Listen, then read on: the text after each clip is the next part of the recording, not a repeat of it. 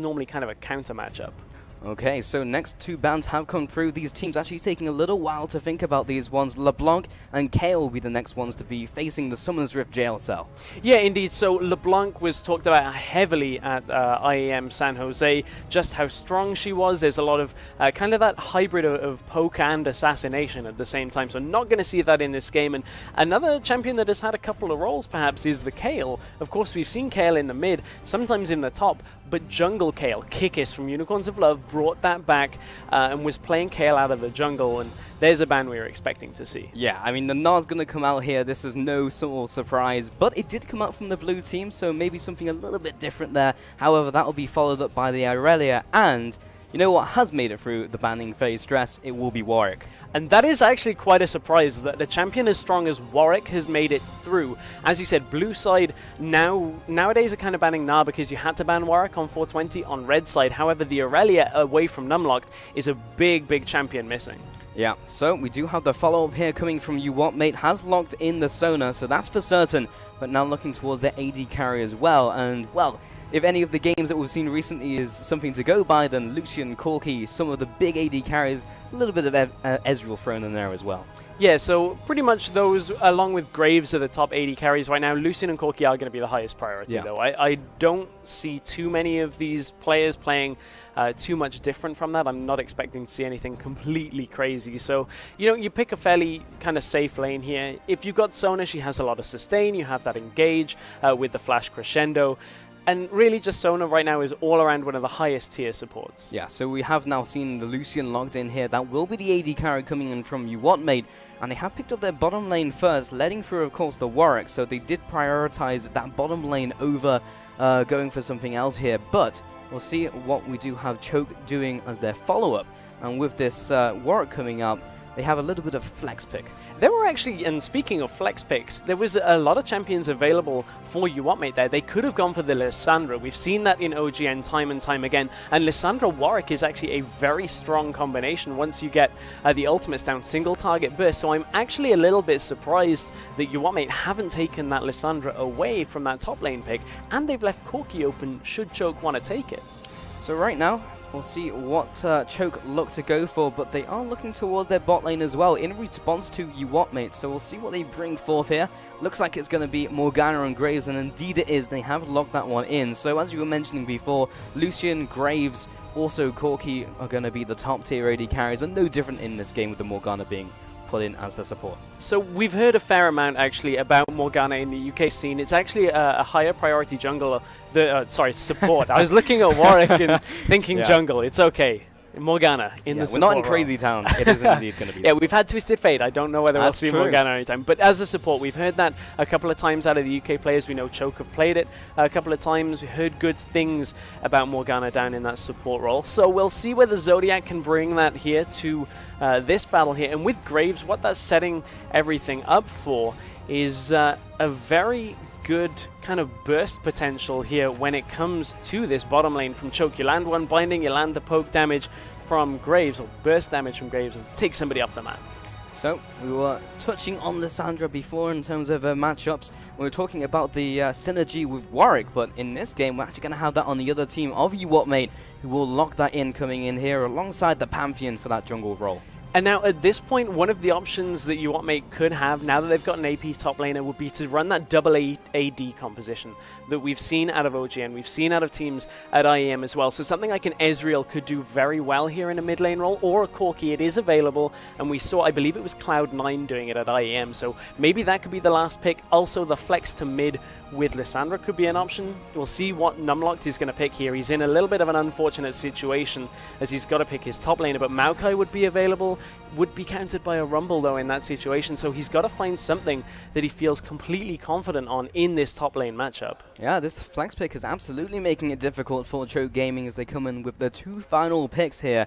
Of course, do have that Warwick, lots of ability to lock people down. Of course, the Morgana with the Dark Binding, followed up by the Warwick ultimate. Someone's going to be staying still for a very long time when Choke managed to land that initial bit of CC, but with the next two lock-ins, they will solidify the Ahri alongside the Yorick coming in here. Okay, so Yorick is a champion that we've seen Numlocked play before, and looks like he's going to run it again. So Yorick, he had a very good game on Yorick, I believe, in some of the qualifiers and group stage rounds.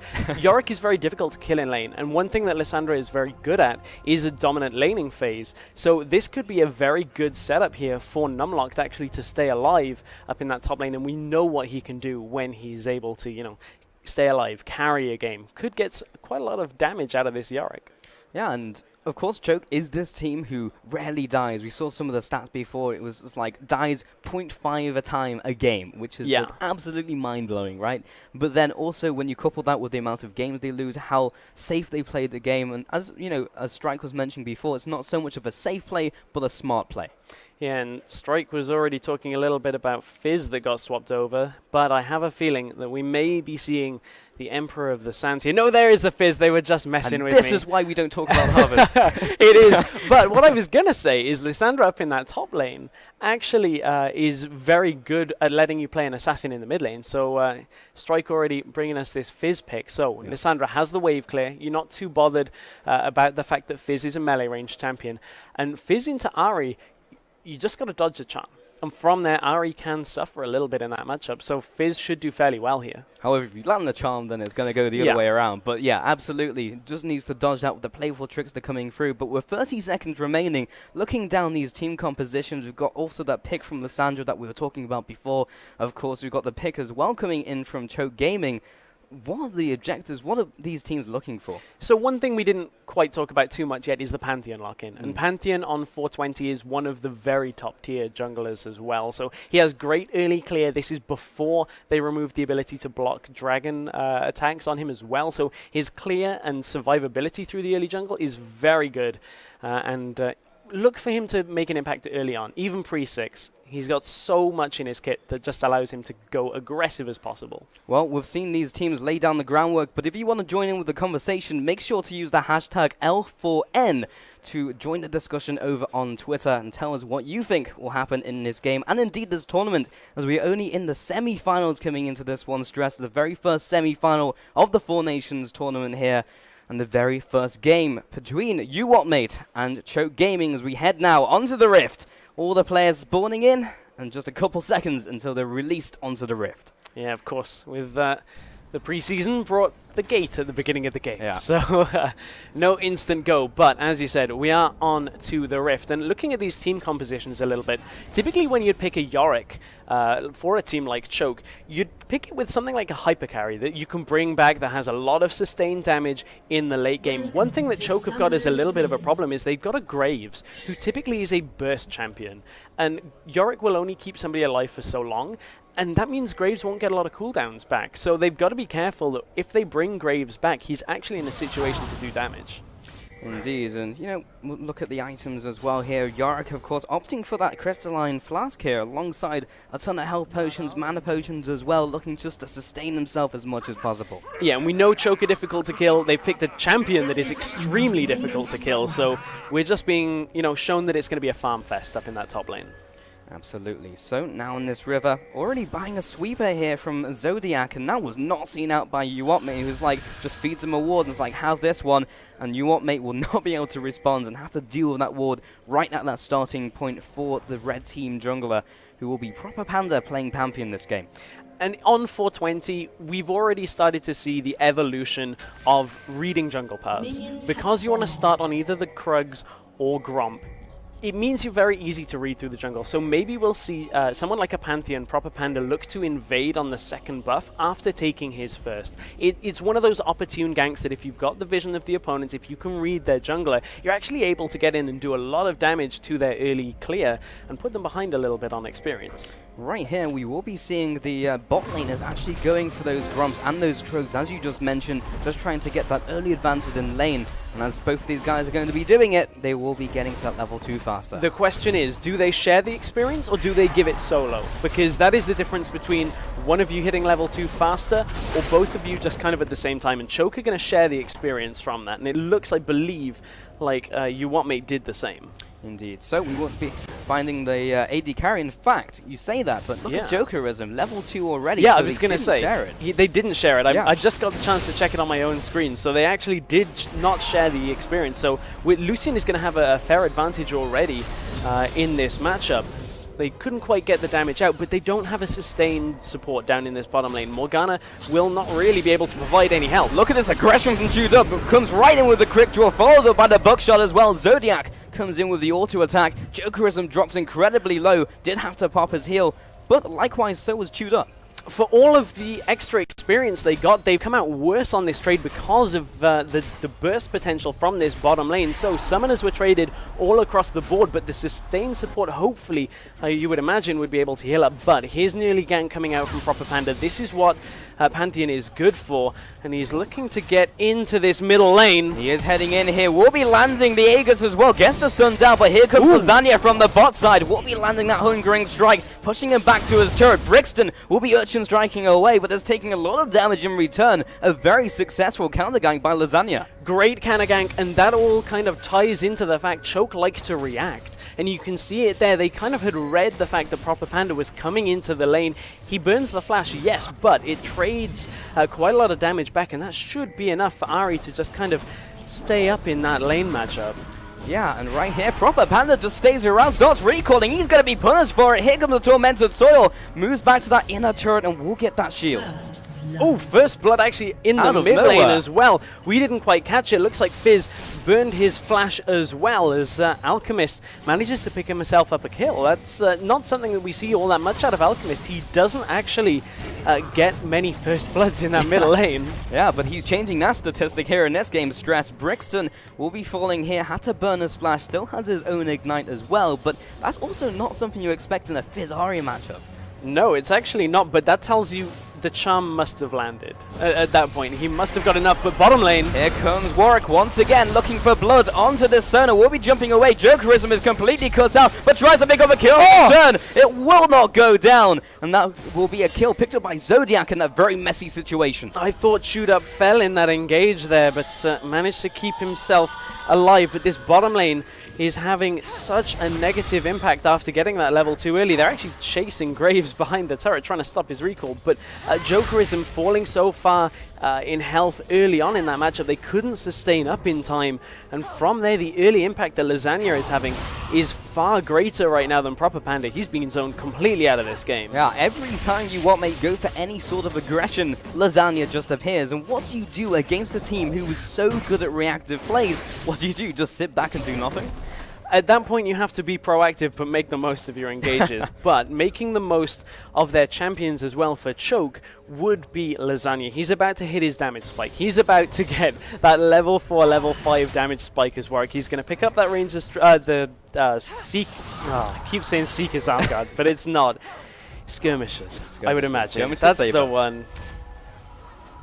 Not quite. Almost. DX Alchemist in the mid lane, once again trying to land the CC onto Brixton. While talking about jungle items, Proper Panda has gone back to base, picked up his own Rangers Trailblazer. Which was the one you were looking for? Or the one you went off into a different direction? I was looking for skirmishes. He got it. It's okay. It's fine. There we go. Everything is right in the world. I mean, it's okay. It's been patched out now. He's not going to be building that a lot because we're not going to see a lot of work on 421. But for this game, jungle pressure has been all around the map. But bottom lane, Wizzy U has been called out. That was a dog binding landing, followed by Chewed Up. Will be taking him down. Zodiac, if he has another dog binding in his repertoire to land, that will be another dead carry. But in the top lane, Numlock has been locked down. Keys comes in forward, but takes a tower shot. Numlock will be able to return onto this one. Will not be the case. Both top laners are very low, and Lasagna is closing in for the kill. Yeah, Lasagna is looking to get up. He is going to be spotted by a ward, though, but Keys is so low right now. Here comes the Blood Scent, though. We'll be getting him in range. Keys, he will have enough for the Ring of Frost if he got in range, but Lasagna was not able to connect the dots. Panda down in this bottom lane is looking for a catch down here, but let's wind it back a little bit. That top lane resulted in no kills and actually no flashes burned either, but you can see how Lasagna is getting into these lanes a lot easier than Panda is, and Panda's gonna hit level 6 in a, well, actually not yet. I thought he was level 5 already, but Panda is so far behind right now, and it's causing some of his lanes to be far behind as well. 32 CS in the bottom lane to 40. Graves has quite the advantage down there. So, taking stock of this game so far, as we have the first bit of respite in 7 minutes, Dress. 10,000 gold coming in from Choke Gaming, edging ahead in this game. 2,000 gold advantage at 7 minutes into the game is nothing to be sniffed at, as UWM are gradually falling behind, and you can see that resulted in the CS difference through these lanes, an advantage in every single lane, including the jungle and including the supports.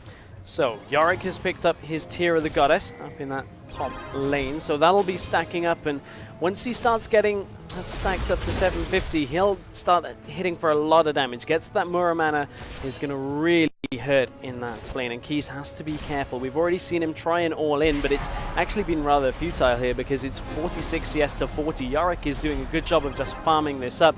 Lissandra's going to have to roam.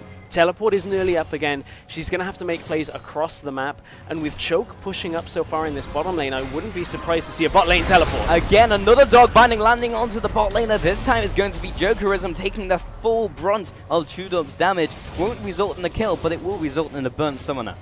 It will. Also, again, increasing the CS lead down in that bottom lane. But UWM need to get their Lissandra going. That is one thing that could help them here, but Choke have been playing really well in this bottom lane. They put the aggression down early.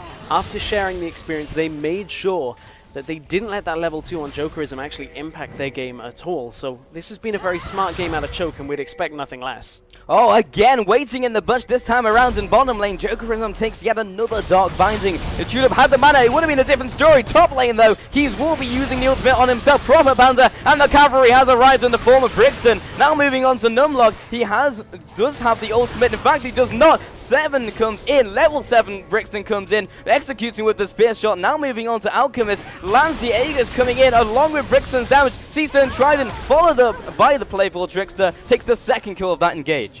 And that was just UWM completely maneuvering around the map before Choke could even respond. Lasagna was nowhere near it, couldn't get into position, and he's only now arriving to the top lane, so that results in a good few kills there for UWM. Perhaps that'll be enough here to open up perhaps an attempt sometime along the line at Dragon. We've talked about how good Dragon is, but here we see the engage again. The Lissandra ultimate used early and gets away from it, but Numlocked here with no ultimate just is in such a bad situation right now. It was already ticking down, and he falls to begin this engage, and this is a little bit risky, UWM, but they knew that Warwick was not around. You know, the interesting thing as well, in that engagement, Numlocked has chosen not to skill his ultimate, which he's probably one of the only champions in the game where when you hit level 6, you don't want to be going for that ultimate. Hold that thought, though, because bottom lane, again, the Dark Binding from Zodiac, followed up by the Soul Shackles, but Jokerism is following up. Here comes a teleport from top lane. Lasagna is laying in wait, however. In comes Proper Panda. The man drop comes down, but instantly CC'd by the ultimate. Takes it out. The counter ganks once again are huge from Choke Gaming. Brixton now roams in from the middle lane. Keys as well, but this is a bloodbath coming out.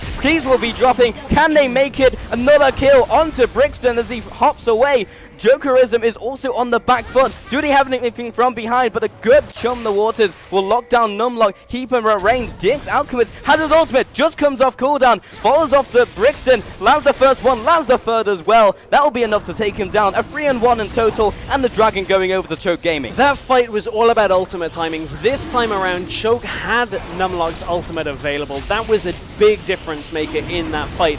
And DX Alchemist getting a little bit fortunate on that ult timing as well is going to result in the first Dragon of the game going over to Choke Gaming. And that is a big lead they now have. Not only is it the gold lead, but stats too. Yeah, Lasagna has been caught out though. Here comes a Heartseeker strike. Zodiac once again to the rescue. May even result in the kill. Indeed it does. Proper Panda falls. This is going from bad to worse for the dark horses of the tournament. UWM.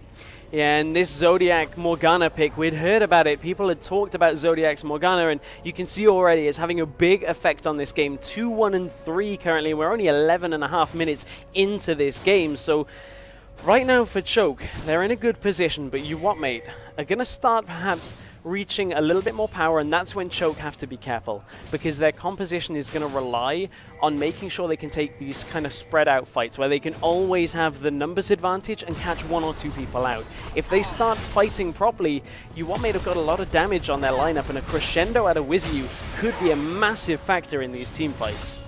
Well, when we get to those team fights, or a successful one from UWM mate. We'll see if that comes to fruition. But Keys pushing up the top lane here with that huge influx of gold as well. Everyone has gone back to base, picked up a bunch of items.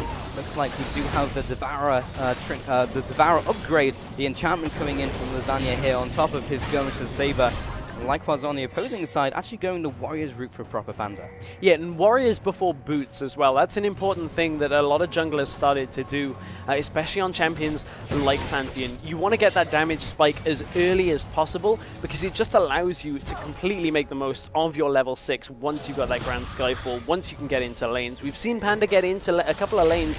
Hasn't exactly worked out as successful as he would have. He did, of course, get that early flash from Alchemist, but that hasn't phased Alc. He's 2-1-0, 88 CS, up against 73 on Fizz. So this mid lane is going very well currently for Choke Gaming.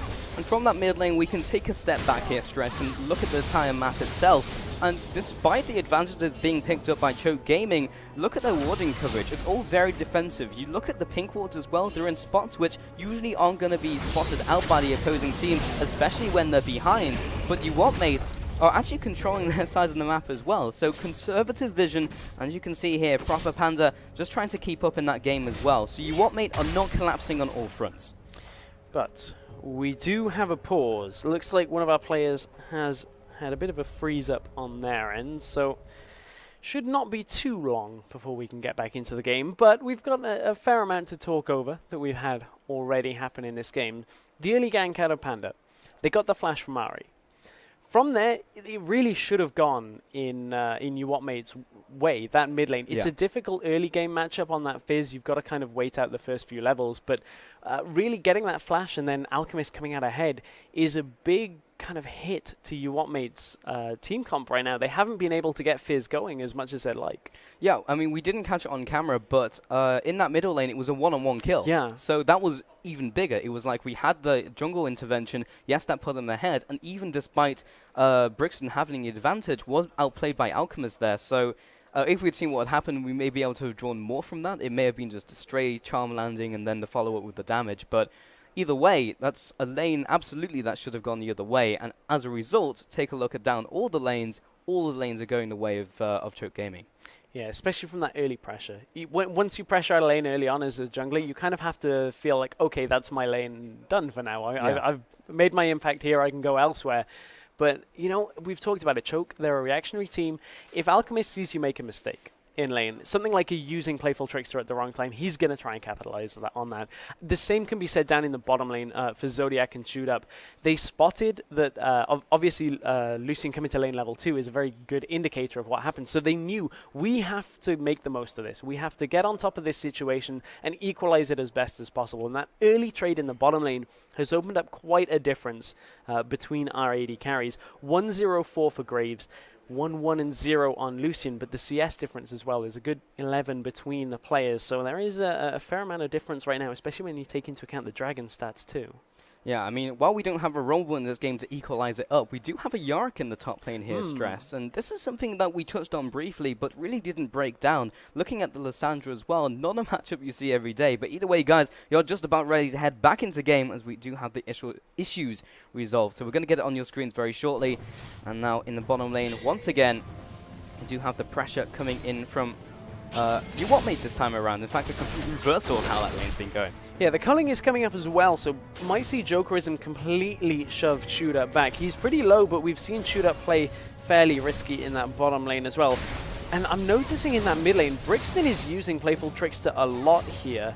And that might be something that's going to come back and bite him a little bit. If he uses it, we've already seen him die once in that mid lane one-on-one. If he continues to use Playful Trickster like that, got to watch out for the charms from Alchemist. I mean, that's the trade-off. You use it for wave clear or you use it as an escape. You cannot do both.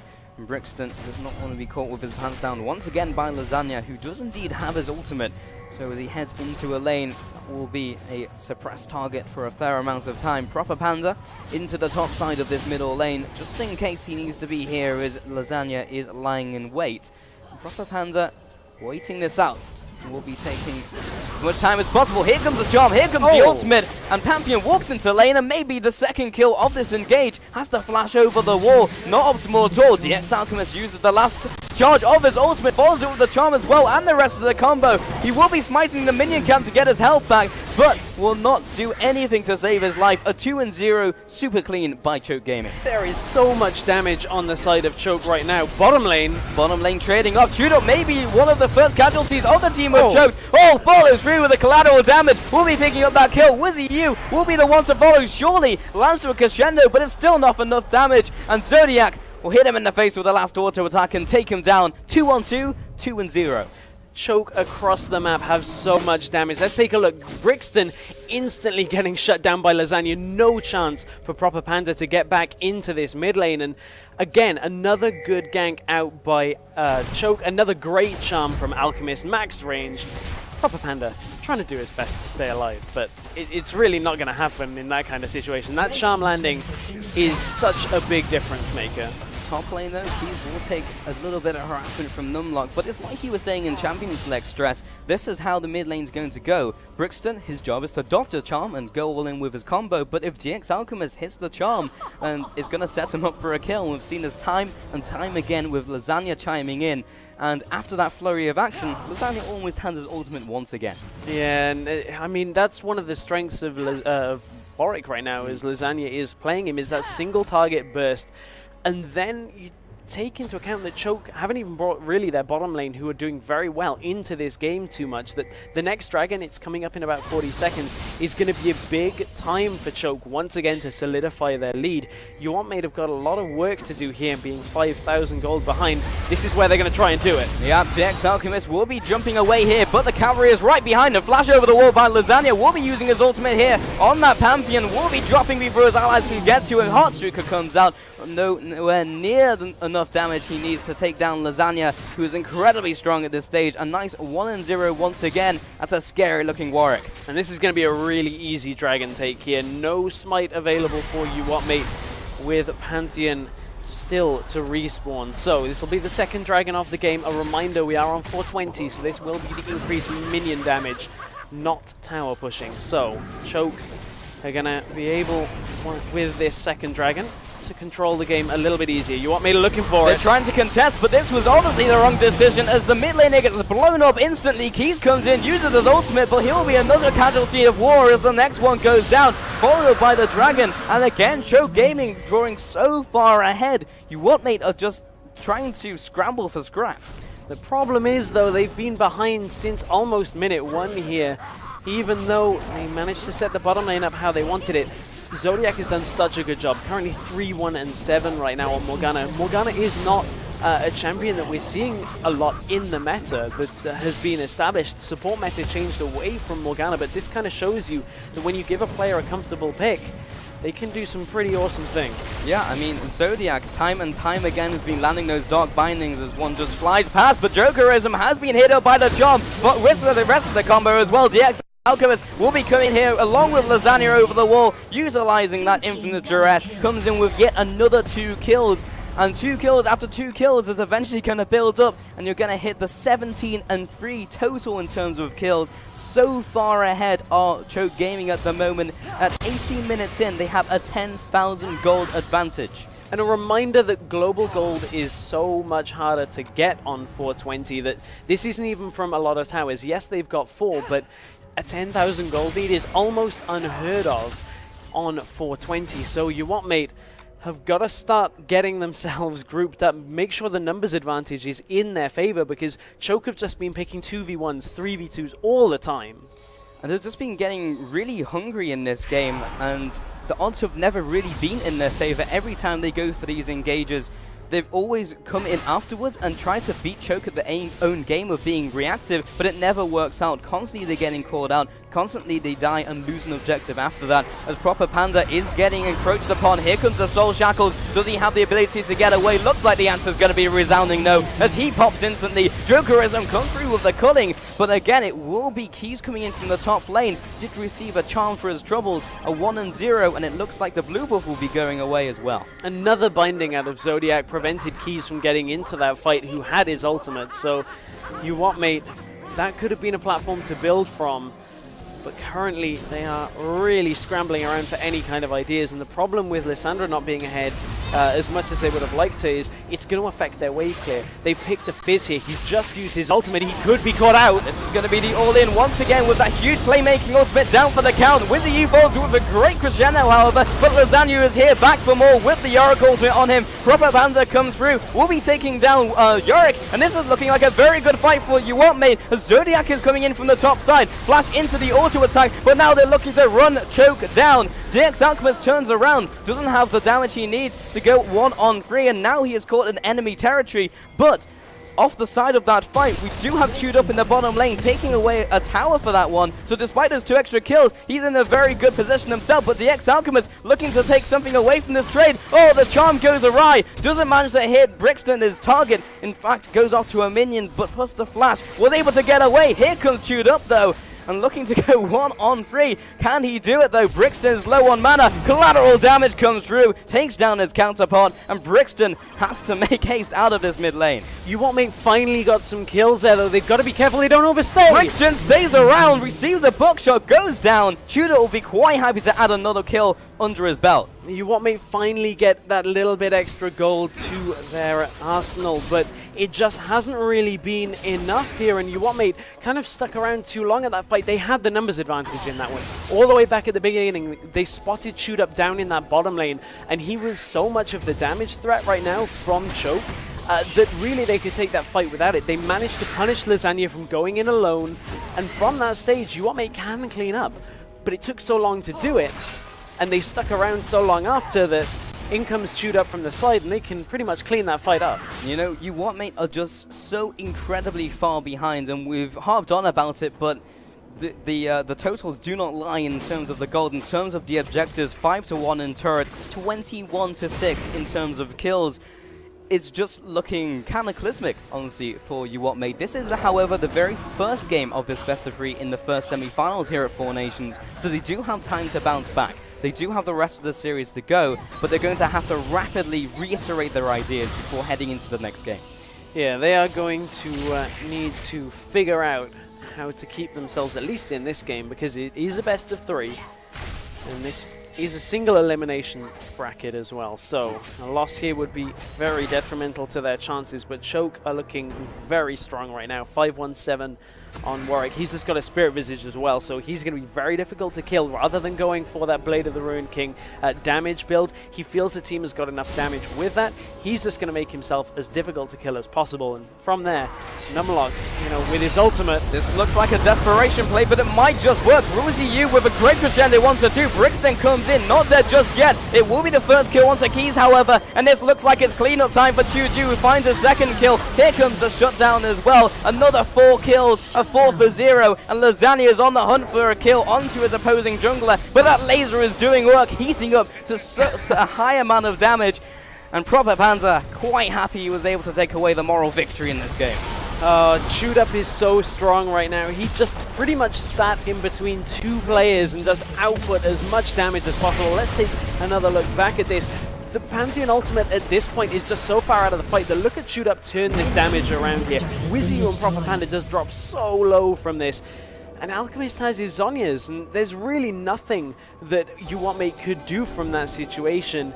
And you got to remember that at least that inhibitor turret is going to have the damage reduction. That's something to keep track of. So, you know, Lasagna went a little bit deep on that one. Yeah, I mean, a 15% damage reduction, plus it's going to shred through all the armor that Warwick has as well.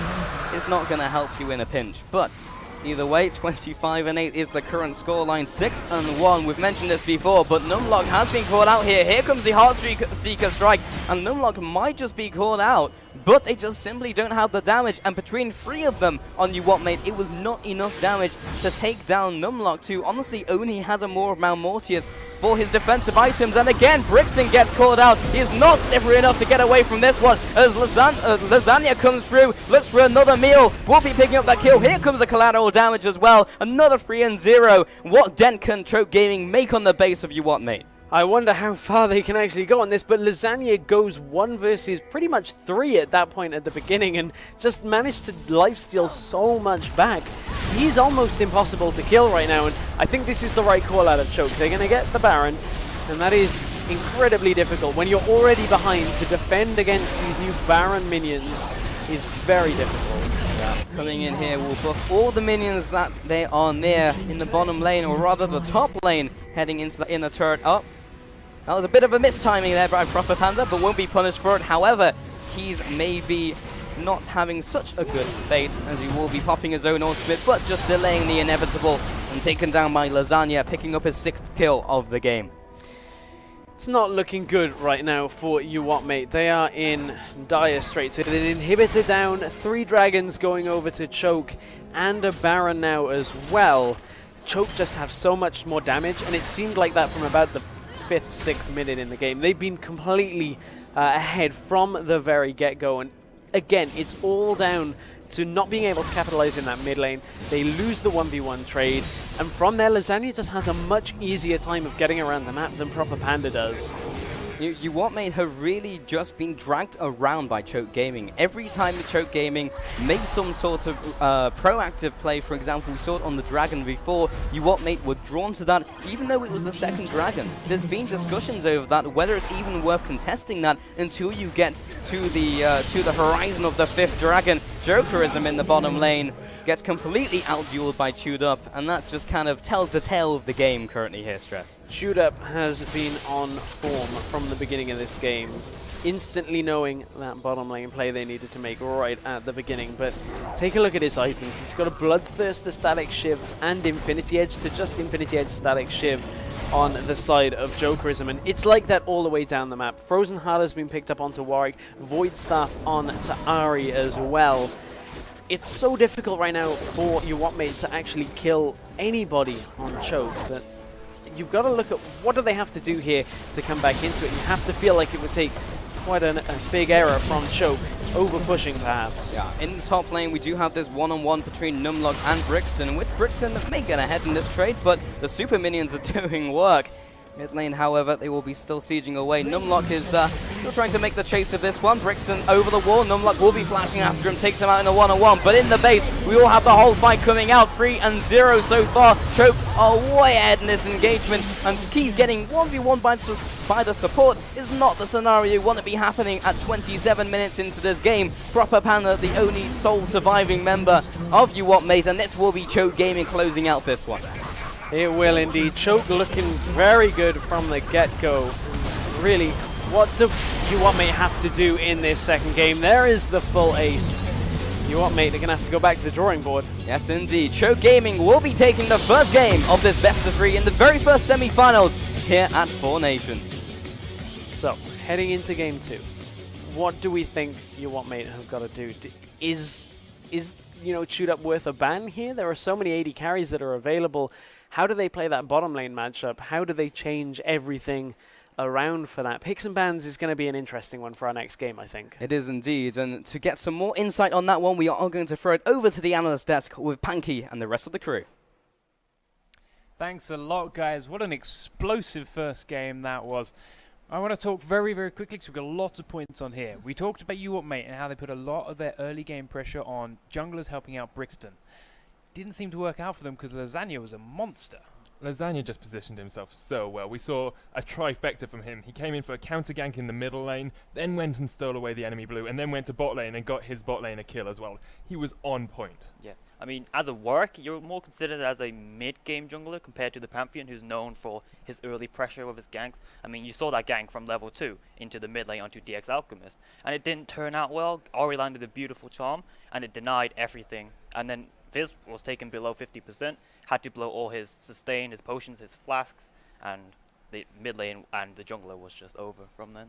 Yeah, we also saw that first dragon pick up too. Very important on this 420 patch because that huge damage boost that each team's getting was a big point in this game. Yeah, 8% AD and AP is really strong. And then we saw Keys trying to rotate around, trying to help UWT try and get that dragon, but he was abandoned by his team. He went in, he frozen tombed himself, was like, team, where are you? And there was no one there to back him up. Yeah. I mean, UWT chased into that tri-bush without vision, and there was a Warwick there just waiting for them. He ulted on the first target, I believe it was onto the Pantheon. Yeah. He just got destroyed instantly, just blew up.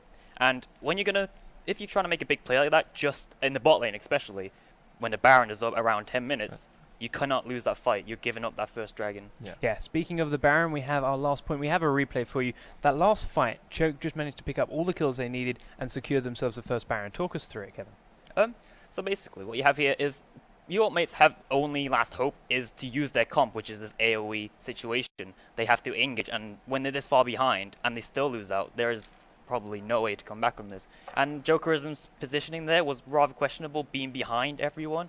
But when you're this far behind, this is the only hope you have. You have to try and take risks. However, unfortunately, they couldn't make use of it. Now, and so obviously from there, Choke picked up the Baron and secured themselves a comfortable Game 1 win. So we're going to run to a very short break, and when we come back, we'll have Game 2 in this first best-of-3 series.